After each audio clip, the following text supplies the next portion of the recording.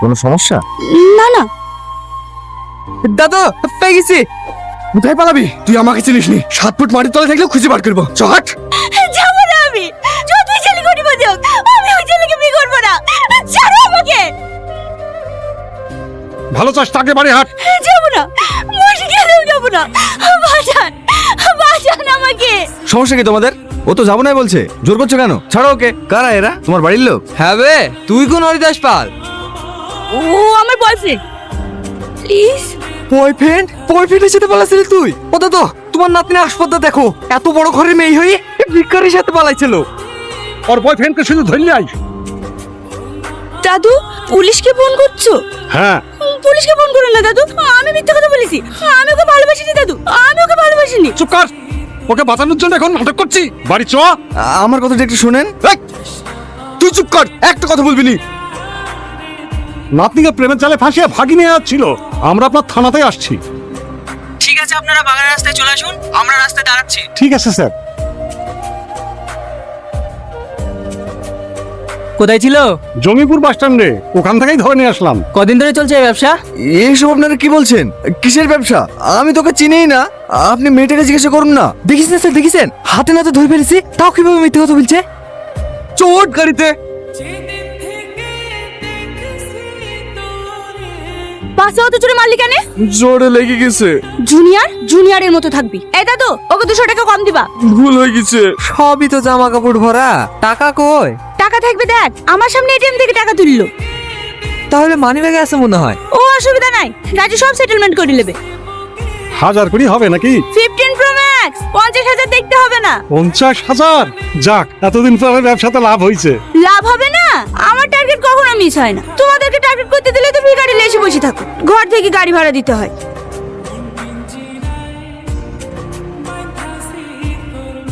বাইসে চাইলে আমার কথা শোন, লাখখানিক টাকা দিয়ে স্যারের সাথে সেটেলমেন্ট করলে। আমি কেন টাকা দিতে যাব? আমি কি কোনো অন্যায় করেছি নাকি? থানায় চলেন, সব প্রমাণ হয়ে যাবে। আমিও পুলিশ অফিসার। এই গাড়ি থামা তো। কাকে ভয় দেখাচ্ছিস? তুই জানিস আমি কে? আমার ভাই বড় বড় গুন্ডা মস্তানের সব গ্রাম ছেড়ে পালিয়ে গেছে, আর তুই আমাকে ভয় দেখাচ্ছিস? তুই কোন পুলিশ অফিসার? তুই কে? একটু শান্ত হন স্যার, আমি বোঝাচ্ছি।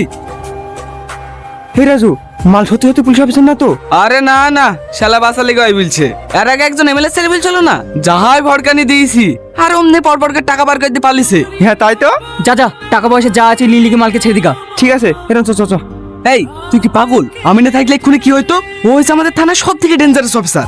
ভয়ে ওর সামনে কেউ কথা বলে না। এ পুরুষ আবার ওর সামনে ডাপুট দিতে যাইছে। মাথা মোটা, নাহলে ওই স্যারের সামনে কেউ ডাপট লাই। গাড়িতে ওঠার পর থেকে দেখছি ভাবলিছে। ওই স্যারের সামনে ভাবলিলে যে জীবনটাই হারাবে। আয় ভাই রাই, আমার স্যারের সাথে কথা হয়ে গেছে। 1050 টাকা দে, দিয়ে মায়ের ছেলে মায়ের কোলে ফিরে যা। আর এই গ্রামে আসবি নি। আমার কাছে অত টাকা নাই। কত টাকা আছে দেখি?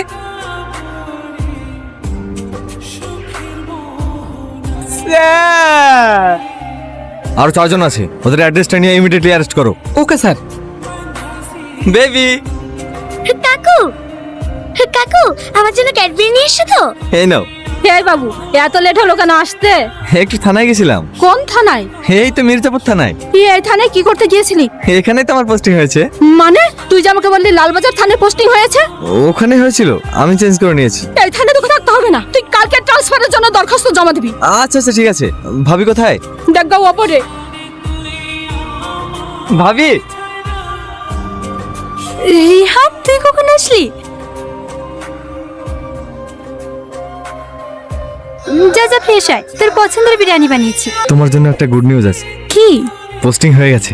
মির্জাপুর থানাতে? হুম, এই অপেক্ষাতেই তো এতদিন ছিলাম। কথা দিচ্ছি